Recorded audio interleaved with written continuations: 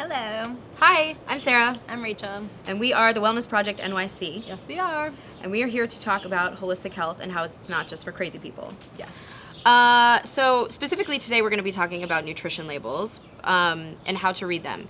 They're a little bit tricky, and there's a lot of information, so we're going to break it down a little bit. There are two basic parts that you want to look at. One is the numbers section, and the other is the ingredients section.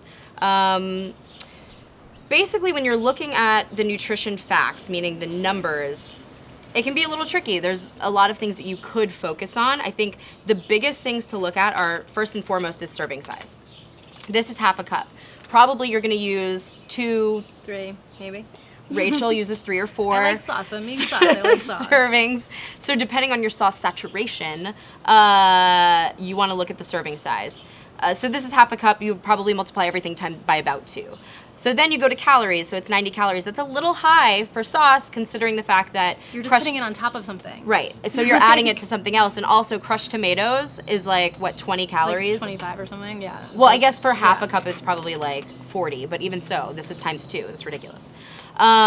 I actually generally don't look at total fat, but mostly that's because I think the biggest thing to look at is the trans fat.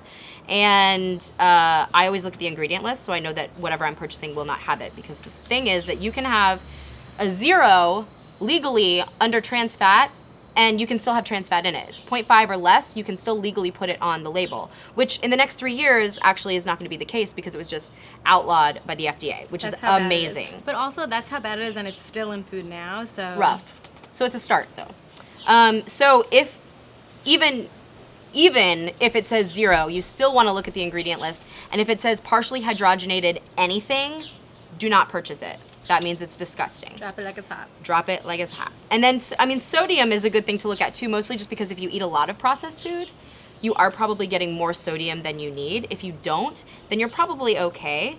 And sodium sometimes can get a pretty bad rap anyway. Then I would look at fiber and sugar. So that makes up total carbohydrates. You want higher fiber, you want lower sugar.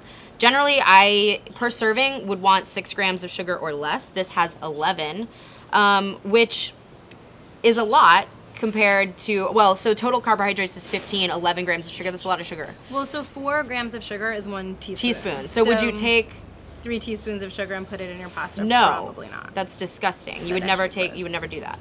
So then protein also, you want that, the higher the better.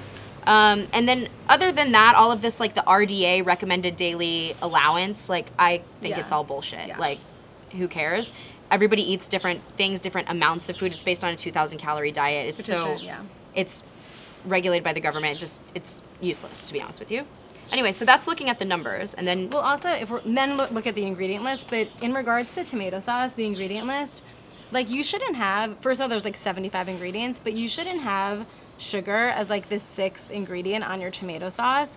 When I make tomato sauce, I don't have any sugar in it. And it's still bomb. You can make a really delicious And there sauce. are brands that don't have any sugar. So, like, read the list, because sugar shouldn't be in your tomato sauce, as a lot of other things shouldn't as well.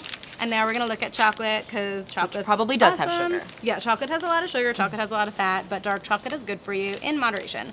So 2 types of chocolate.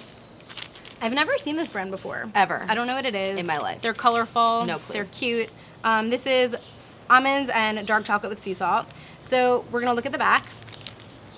So here, when we look at the top section or the side section, the nutrition facts like Sarah just went over, they're kind of comparable. This guy has a ton more sugar, but we're not looking at that right now. Chocolate's chocolate.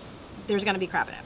But when we look at the ingredient list, there's about 7 ingredients on this list. So it's cocoa liquor, sugar, almonds, cocoa butter, sea salt, like vanilla, and soy lecithin. That's it.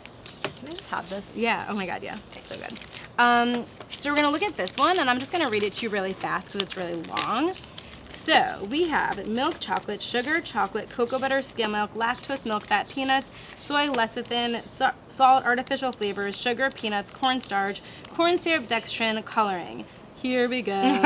My favorite includes blue number 1, lake 6, red 40, yellow 5, blue 1, yellow 6, lake, red 40, lake. What the fuck is lake?